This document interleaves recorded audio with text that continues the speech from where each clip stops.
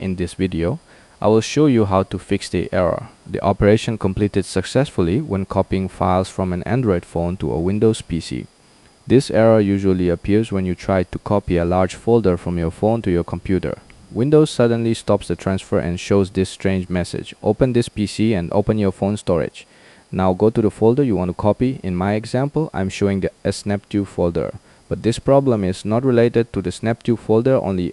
It can happen with any folder or any files on your phone. The important thing is the method we use to copy the files. Instead of copying the whole main folder at once, open the folder first. Select all the files and copy them to your destination drive on your computer. Then repeat the same process for the other folders by copying the files as folder by folder or in smaller groups. Windows will not stop the transfer and the error will not appear. So remember, if you see the error, do not copy the entire main folder at once. Just open the folder and copy the files step by step. This same process works for any folder on your Android phone, not only the example shown in this video. And that's it. Your files should now copy without any problem. If this video helped you, please like the video and subscribe to the channel for more tech fixes like this.